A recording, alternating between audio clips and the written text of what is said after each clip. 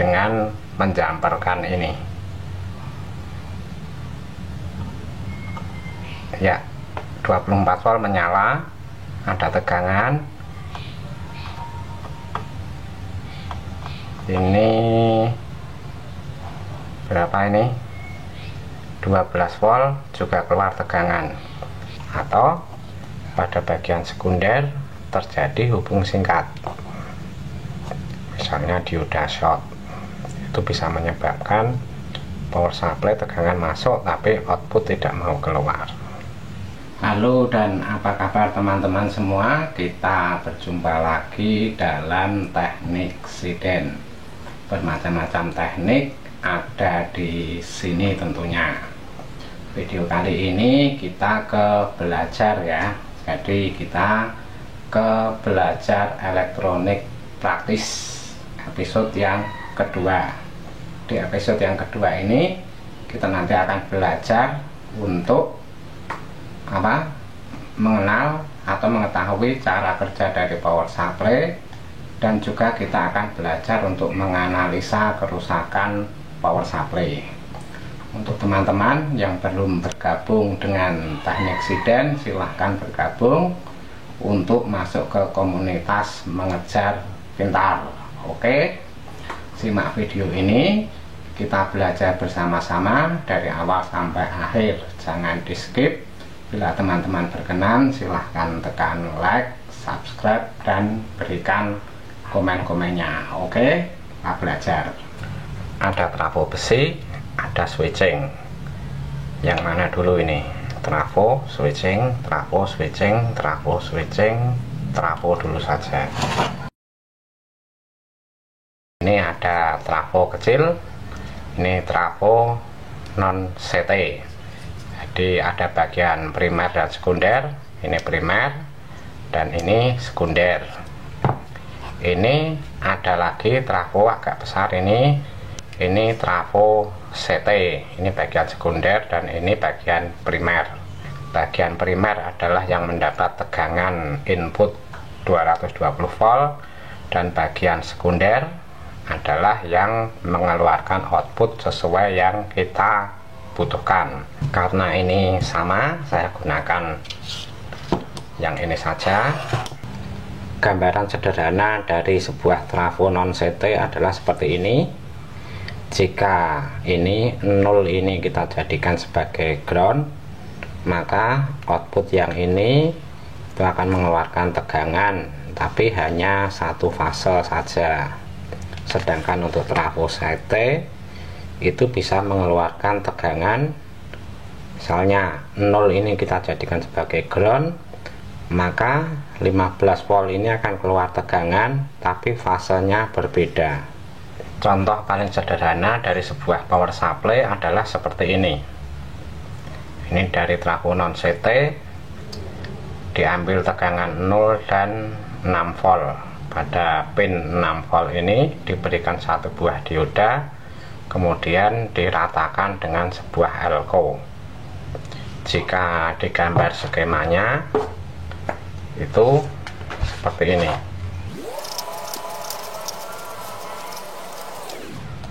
Skemanya seperti ini. Ini kalau coba kita ukur, kita akan mendapatkan tegangan DC pada pin setelah dioda ini 6,8 volt. Contoh lain dari power supply dengan trafo non CT, itu rangkaiannya seperti ini. Ini menggunakan 4 buah dioda. Ini kalau diukur sudah keluar tegangan DC. Kita coba pasang, kita ukur. Ya, muncul tegangan ini seperti tadi. Ini kalau kita gambar, itu skemanya seperti ini.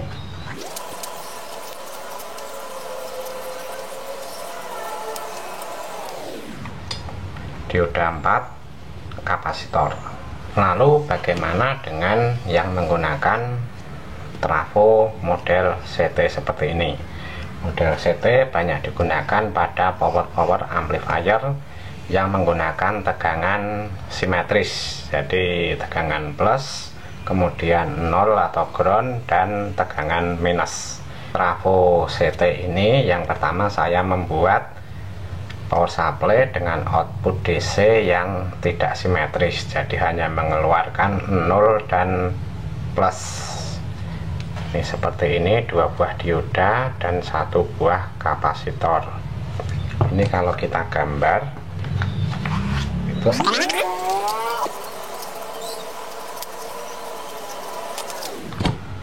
2 buah dioda, 1 kapasitor mengeluarkan tegangan DC. Ini dari CT 8 volt, 0, 8 volt. Kita ukur, terukur 10,8 volt. Yang kedua, dengan trafo model CT kita bisa membuat power supply dengan output DC simetris. Jadi output DC ada 3 macam, yaitu plus, ground, dan minus. Contohnya seperti ini. Ini kalau kita gambar itu rangkaiannya seperti ini.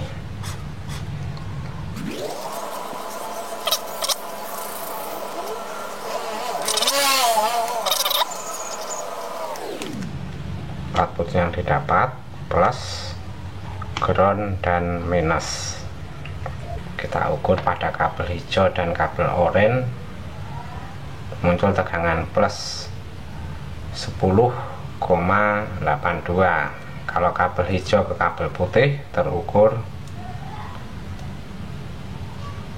minus 10,5. Tapi kalau kabel putih dengan kabel oranye kita ukur, terukur 2 kali lipatnya. Skala kita rubah lebih tinggi, terukur 21 volt. Analisa kerusakan untuk power supply yang menggunakan trafo seperti ini. Trafo biasanya rusak pada bagian primernya, gulungan primer itu lebih banyak terjadi pada gulungan primernya, sementara pada bagian sekunder itu lebih jarang terjadi. Kerusakan pada gulungan primer itu biasanya terjadi trafo putus atau trafo pada gulungan lapisan emailnya itu sudah short atau hubung singkat antara gulungan yang satu, kawat yang satu dengan kawat yang lainnya. Penyebabnya apa? Penyebabnya karena panas yang berlebihan atau kualitas kawatnya yang memang lebih jelek atau kurang bagus, atau penyebab lain bisa terjadi karena beban. Jadi misalnya trafo pada sebuah perangkat, misalnya amplifier mati, sekring putus, bisa terjadi karena trafonya rusak atau ada beban yang hubung singkat, misalnya seperti dioda atau kapasitor, atau mungkin beban ke perangkat yang disuplai. Itu bisa menyebabkan trafo itu rusak. Awalnya trafo panas, kemudian karena terjadi hubung singkat pada beban, menjadikan arus yang mengalir ke bagian primer itu meningkat, menyebabkan fuse putus. Seandainya tidak memakai fuse atau tidak memakai sekring, bisa jadi kawat primernya yang putus atau terbakar. Kerusakan lain yang biasa terjadi pada power supply yang menggunakan trafo, ada juga yang berupa kerusakan seperti tegangan atau arus yang tidak stabil. Itu bisa disebabkan dari dioda yang kemampuannya menurun, jadi arus yang keluar itu kurang, jadi tidak sesuai dengan output yang keluar dari trafo. Penyebabnya hanya itu sebenarnya. Kalau menggunakan trafo itu lebih sederhana. Sekarang kita ke power supply model switching. Ada seperti ini, ada seperti ini, ada seperti ini, ada seperti ini. Kita lihat yang ini dulu saja, karena pada prinsipnya semua itu sama. Ini power supply model switching, ini bekas dari televisi apa ini dulu ya, ini Samsung. Ini kondisinya rusak. Di sini ada trafo kecil, ada elko, kemudian ada MOSFET di sini, ada IC dan sebagainya. Prinsip kerja dari sebuah trafo switching. Di sini ada jack angka 8, berarti ini tegangan listrik masuk ke sini langsung. Pada power supply model switching, tegangan listrik AC 220 volt itu langsung masuk ke rangkaian dan langsung disearahkan oleh sebuah dioda. Ini diodanya menggunakan dioda bread. Kemudian dari dioda ini kemudian diratakan oleh ini elko menjadi tegangan DC sekitar 300 volt, mendekati 300 volt. Jadi kalau pada elko ini kita ukur, itu ada tegangan sekitar 300 DC 300 volt maksudnya. Baru diumpankan ke bagian ini, trafo SMP-S ini, untuk nantinya diinduksikan supaya pada trafo ini terjadi induksi mengeluarkan tegangan output pada bagian sekunder sesuai yang dibutuhkan. Tapi bagaimana bisa trafo ini berosilasi? Karena tegangan yang masuk itu tegangan DC yang dari ini elko ini. Tegangan DC tidak akan bisa menimbulkan osilasi. Karena itu dibutuhkan sebuah switching. Ya, switching itu adalah prinsipnya memutus dan menyambung arus. Tapi di sini switchingnya tidak berupa switch, tapi berupa transistor atau MOSFET. Jadi berupa switch elektronik yang dikendalikan sebuah osilator. Jadi osilator itu pembangkit sinyal, itu nanti yang akan membuat transistor atau FET itu menjadi pemutus dan penyambung arus, tapi dengan frekuensi atau kecepatan yang tinggi, yang pada akhirnya akan menimbulkan osilasi pada ini trafo SMP-S ini. Kalau kita gambarkan secara sederhana, rangkaian power supply switching itu hanya seperti ini. Tegangan DC 300 volt dari tegangan listrik yang sudah diarahkan itu masuk ke trafo primer seperti ini. Kemudian masuk ke sebuah switching.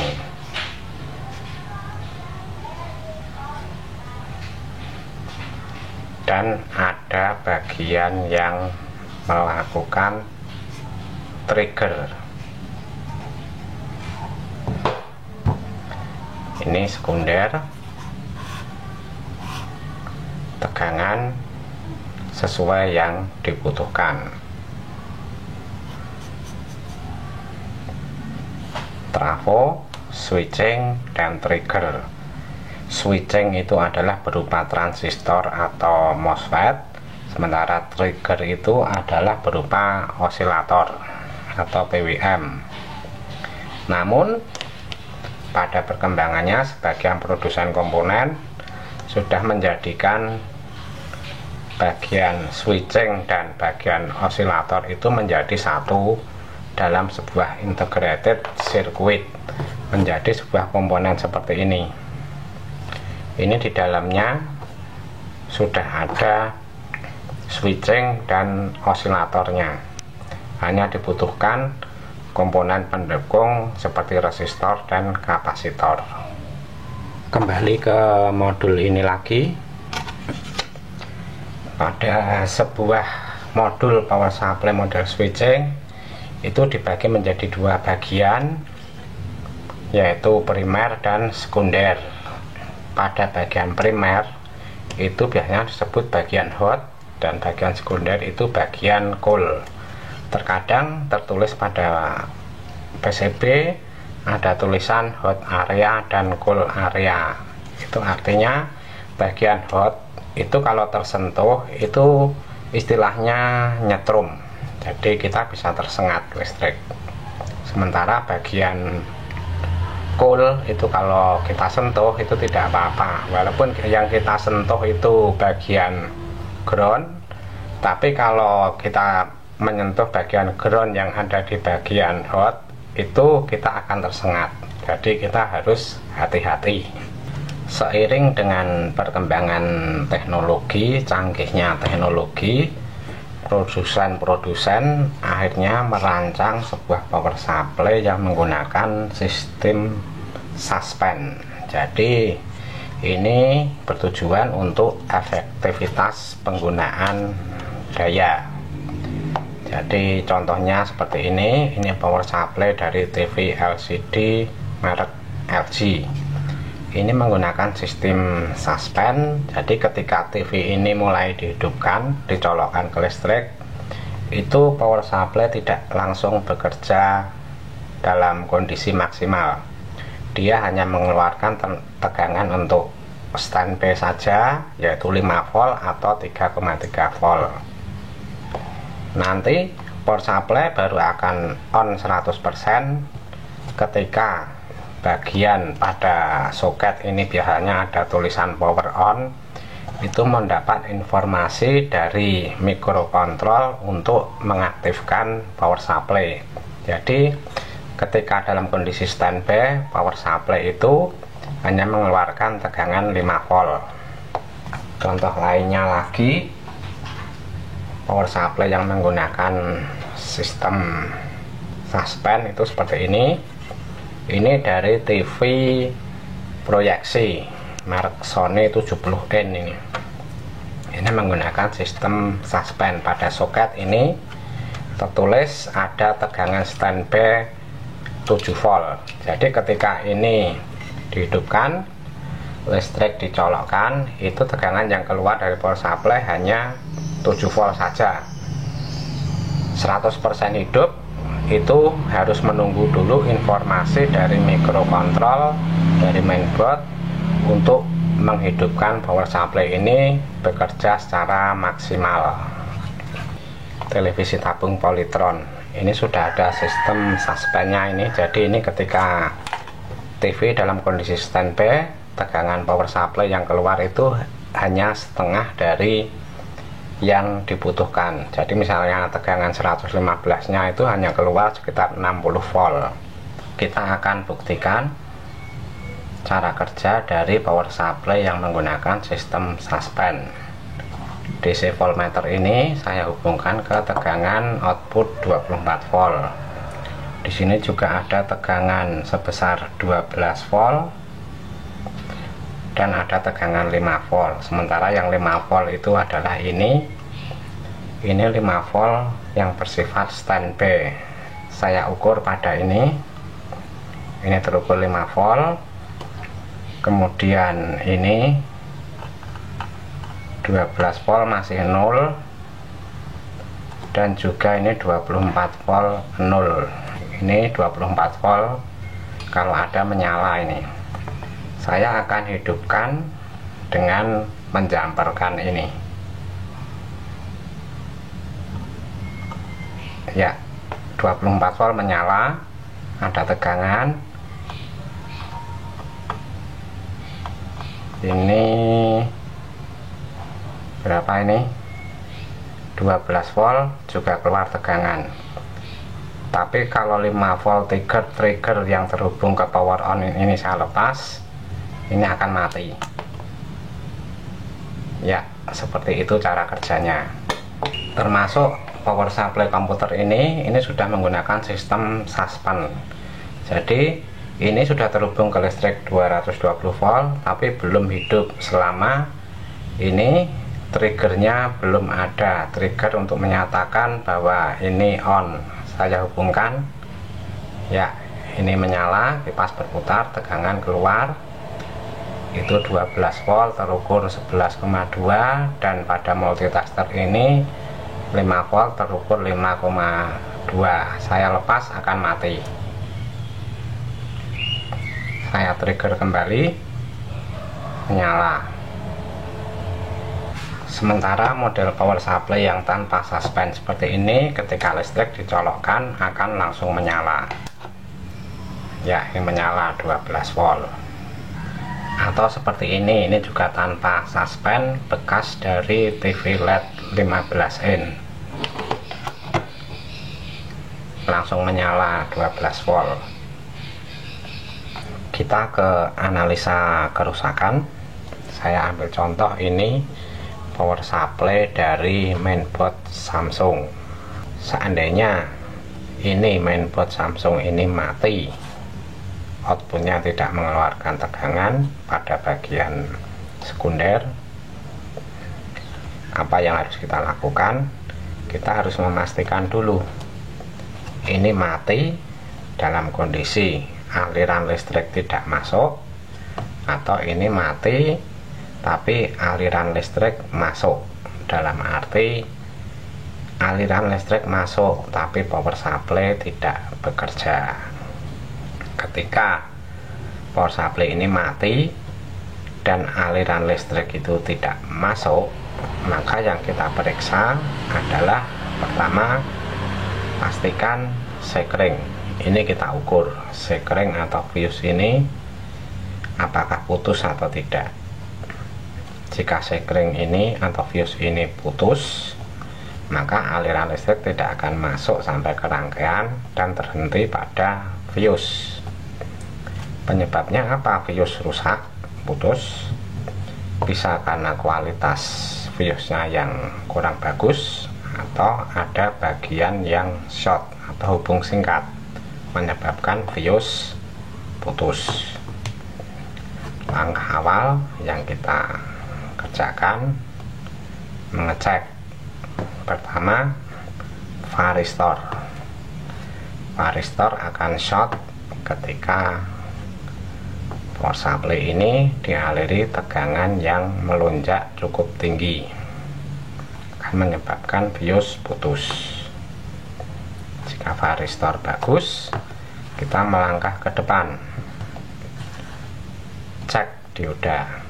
Dioda BRIDGE ini yang mengubah dari tegangan AC 220 menjadi tegangan DC berkisar mendekati 300 volt.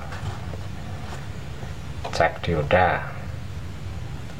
Jika dioda dalam kondisi bagus, maka kita akan maju ke bagian switching.